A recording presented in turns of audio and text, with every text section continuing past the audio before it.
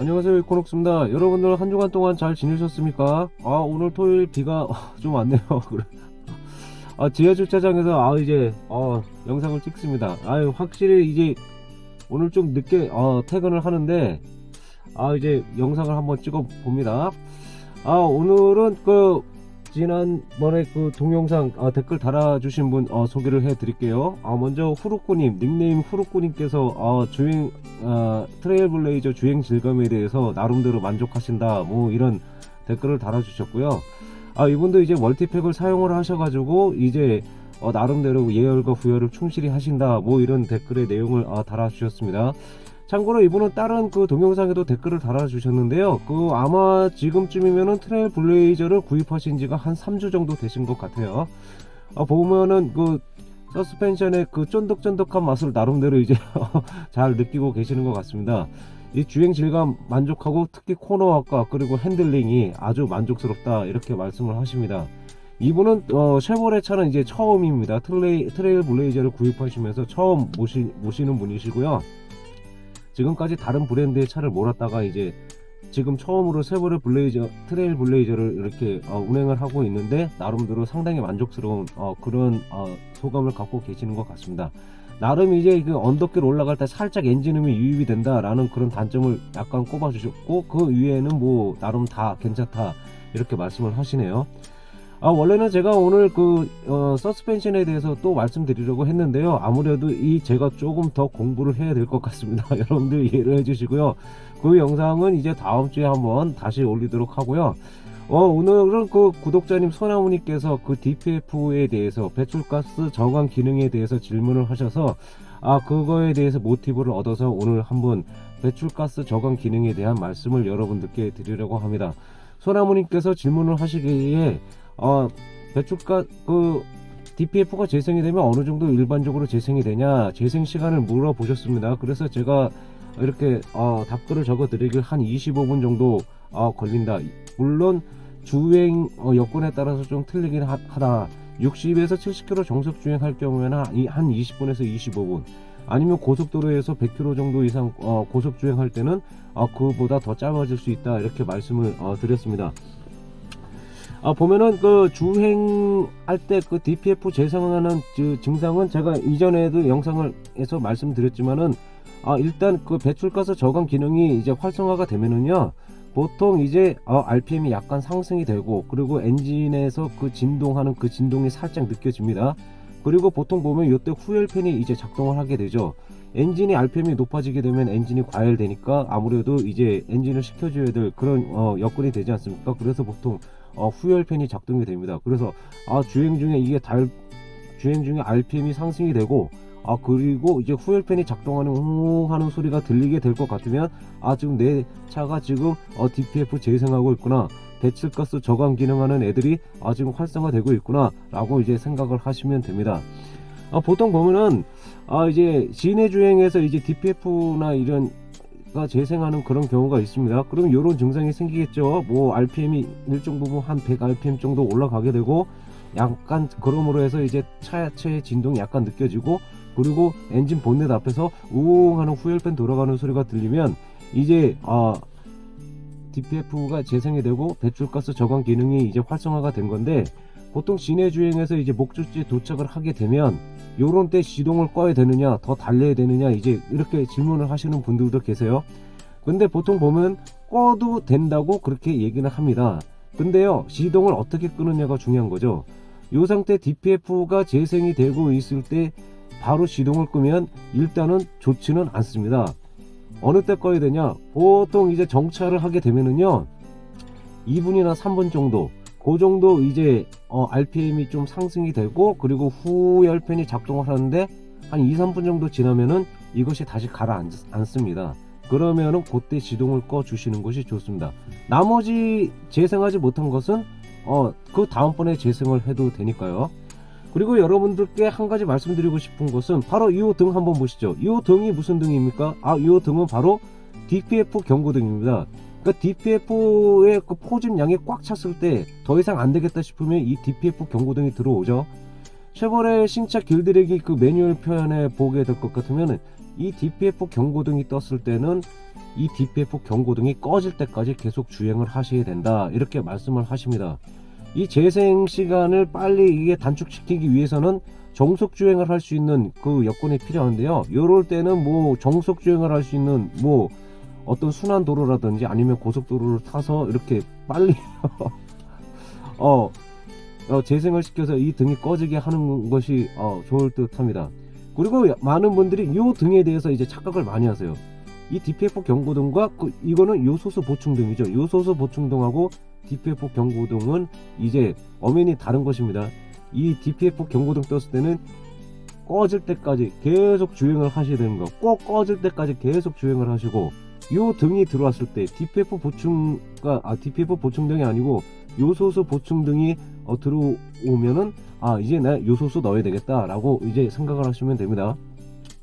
어느 전문가분께서 말씀하시기를 요소수는 잔량 30%에서 최고 80%의 용량이 찼을 때 그 최고의 그 효과를 발휘한다고 하니까요. 이 이코넉스 같은 경우에는 그 주행 가는 거리 2500km 그 메시지, 아니면 요소수 보충등이 떴을 때, 아니면은 제가 예전에 보여드린 그 1999km 다운이 되는 그런 것이 있죠. 그게 카운트 다운이 될 때 그때 요소수를 보충하면 30% 정도 용량이 남았다고 생각하시면 됩니다. 이때 요소수를 보충을 해서 한 10리터 보충을 하면은 아마 용량 80% 정도는 차지할 수 있을 거라고 생각을 합니다. 참고로 이코녹스 요소수 탱크 용량은 18.5리터입니다.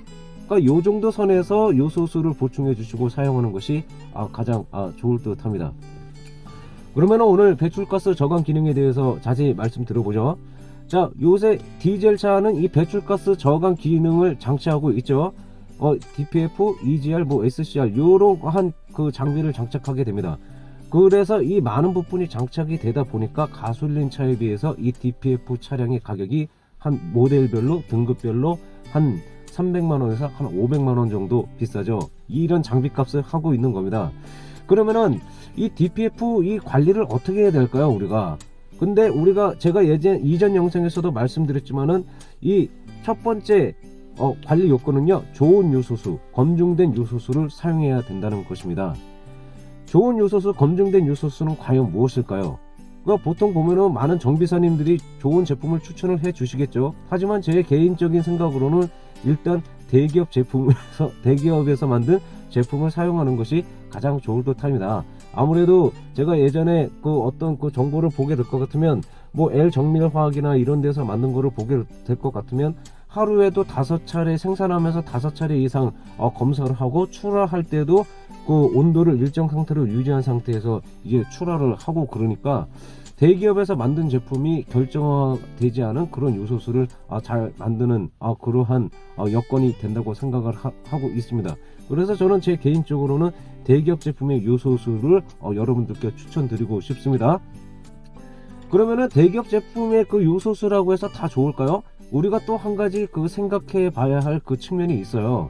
어떤 측면이 있냐면은 관리가 잘 된 요소수를 써야 된다는 거죠. 아무리 대기업에서 잘 만들었다 할지라도 관리가 제대로 되지 않은 그러한 요소수를 사용할 경우에는 고장의 원인이 될 수가 있죠. 여러분들 한번 요 사진을 한번 보십시오. 요 사진 보면은 그 요소수를 이런 식으로 방치합니다. 한여름에 고온의 햇빛에 고열에 노출시킨 이런 요소수는요, 고온과 직사광선을 맞게 된 요소수는 이렇게 결정화가 될 수 있는 그런 요소수입니다. 물론 이 통에 있는 요소수가 결정화가 된 것이 우리 눈에는 보이지 않습니다. 아주 미세하죠. 그러나 이러한 요소수가 우리의 차 안에 들어갔을 때는 이미 결정화된 요소수를 넣게 되면은 바로 어떻게 되겠습니까? 바로 고장의 원인이 되니까 여러분들 이렇게 방치된, 이렇게 관리된 그런 요소수는 사용하지 않는 것을 여러분들께 추천을 드립니다. 그러면은 왜 우리가 이 배출가스 저감 기능에 요소수를 사용할까요? 이 요소수는요, 일단 질소산화물의 배출을 저감시키기 위해서 이 요소수를 사용합니다. 원래는 그 제조사가 맨 처음에 이 디젤차를 출시했을 때 이 암모니아 가스를 분사함으로써 질소산화물을 이제 억제하는 그런 방법을 사용하려고 했는데, 만약에 여러분들 생각을 해보세요. 암모니아 가스통을 이 디젤차에다 장착을 한 상태에서 순수 암모니아 가스를 분사해서 질소산화물을 억제를 한다면 아주 좋겠죠. 결정화 생길 염려도 없고 아주 좋은 효과를 발휘할 겁니다. 근데 한 가지가 문제가 있어요. 바로 위험하다는 거죠. 이 디젤차에 이 암모니아 탱크를 이제 설치를 하게 되면 만약에 이제 추돌 사고라든가 이런 충돌 사고가 발생했을 때 이 암모니아 가스통이 안 터진다는 보장이 없죠. 그러면은 엄청나게 큰 사고가 생길 겁니다. 그래서 이런 위험성이 있으니까 제조사들이 고민을 하다가 찾아낸 것이 바로 이 요소수입니다. 이 요소수는요, 암모니아 수용액하고 그리고 극정제수를 혼합해서 만들었습니다. 이 요소수를 분사함으로써 이제 그 배출가스 저감할 수 있는 그런 방법을 찾게 됐는데요. 근데 한 가지 이 요소수가 분사될 때 이 조건이 있습니다. 배기 온도가 300도씨 정도가 됐을 때 이 요소수가 분사되면은 암모니아 가스만큼의 그 좋은 그 효과를 발휘할 수가 있다고 합니다. 그러나 우리들이 한번 생각을 보죠. 우리들의 차가 배기온도 300도씨 이상을 유지하려면 어떤 주행 조건을 갖추고 있어야 될까요? 그것은 바로 고속도로를 주행해야 되죠. 정속 주행을 해야 된다는 얘기입니다. 그러면은 정속 주행을 하게 되면 차의 그 배기 온도가 높아지면서 그 일정한 그 높은 온도를 계속 유지하게 되겠죠. 그러면 이 상태면은 그 요소수가 분사하는데 아주 좋은 여건이 될 것 같습니다. 300도씨 이상에서 요소수가 분사될 때 이 요소수가 이제 기화를 하면서 이 기화가 될 때 완전한 그 암모니아 가스체로 되면서 이제 질소산화물에 이 암모니아 가스를 분사하게 되면 질소산화물의 70에서 80%를 이제 저감할 수 있는 그런 효과가 있다고 합니다. 근데 우리들의 주행 조건이 항상 고속도로만 달릴 수 있는 그런 여건은 아니죠. 진행 주행도 많이 하게 됩니다, 여러분. 물론 지방 출장이 많으신 분들 같은 경우에는 고속도로를 이제 많이 타게 되시니까 별 걱정이 없겠지만 저같이 이제 시내 주행을 많이 하는 사람들의 입장에서는 이 배기 온도를 맞춘다는 게 거의 불가능한 일이죠. 시내 주행은 가다 서다 멈추고 가다가 멈추고 뭐 이런 것을 반복을 하게 되니까 그것을 반복하게 될 때마다 배기 온도가 높았다가 낮았다가 이렇게 됩니다. 그러면 이러한 배기 온도가 불일치한 상황에서 요소수가 분사가 되면 어떠한 현상이 생기냐면 완전한 암모니아 가스로 기화를 시키지 못하는 거죠. 그러니까 수용액만 액체만 기화를 시키게 되다 보면은 결국은 결정화가 남게 되는 거죠. 여러분 요 사진 보세요. 이렇게 결정화가 돼서요, 이것이 많이 누적되게 될 것 같으면은 나중에는 이제 SCR에 이상이 생기게 되겠죠. 그리고 요소수를 분사하는 그 인젝터도 막히게 될 거고, 그리고 요소수 펌프 안에 그 필터가 있는데 이 필터도 막히게 될 겁니다. 만약에 이런 악순환이 반복이 돼서 필터 막히고 인젝터 막히고 SCR 이상해지면 나중에 이제 배출가스 저감 기능 전체에 악영향을 끼치게 됩니다. 그렇게 되다 보면은 나중에 출력이 저하가 되고, 그 다음에 출력이 저하가 되다 보면 나중에 시동까지 꺼지는 그런 불상사가 생길 수 있다고 합니다. 그러면 우리가 어떻게 될까요? 참 디젤차 까다롭군요. 그러면 우리가 어떻게 요소수를 사용해야 이러한 불상사가 생기지 않을까요? 제가 말씀드렸지만은 가급적이면은 정속 주행을 많이 하시고, 그래서 배기 온도를 일정하게 유지하면서 이 SCR에서 요소수가 제대로 된 그 분사, 순수한 암모니아 가스로 변이시키는 그런 환경을 만들어 줘야 되는데 우리가 꼭 그럴 수만은 없는 것입니다. 그래서 보통 이러한 그 전문가들의 말씀을 들어보게 같으면 속 편하게 그냥 주행거리 5,000에서 6,000km에 한번 점검을 받아보고, 필터가 어느 정도 그 결정화가 이제 많이 끼어 있으면 바로 이제 그 필터를 교체를 하자. 그리고 교체하는 김에 그 인젝터도 한번 점검을 해보자. 그래서 요 인젝터도 이제 청소를 해주게 되면 DPF가 고장날 일은 이제 거의 없다고 이제 말씀을 하십니다. 우리가 요런 측면만 잘 생각만 하더라도요, 우리가 배출가스 이 저감 기능의 고장을 예방할 수가 있습니다. 제가 옛날에도 무수히 말씀드렸지만은 디젤 차는요, 한번 고장 나면 최하 500에서 1000만원 돈입니다. 그러니까 우리가 이 고장에 대한 그 염두를 해두고 고장을 예방하는 그런 방식을 우리가 채택을 생각을 해 봐야 될 것 같습니다. 보면은 요새 보면은 디젤 엔진이 디젤 차량이 앞으로 10년 정도면은 한계에 다다를 거다, 10년 후면은 사라질 거다, 이렇게 말씀하시는 그런 전문가들이 많이 계십니다. 그렇지만은 앞으로 이 10년이란 기간 동안에 제조사 브랜드도 이 디젤 차량을 많이 팔아 먹어야겠죠. 그리고 아직까지는 이 디젤 차량이 나름대로 잘 팔리는 그 제조사의 입장에서는 맛있는 먹거리입니다. 그러다 보면은 이 환경 규제가 너무나도 심해지니까 EGR, DPF, SCR 막 이런 장비를 이제 설치를 하면서 이렇게 버텨내고 있는데, 그렇게 되다 보면은 이제 가격 경쟁력이 이제 많이 떨어지잖아요.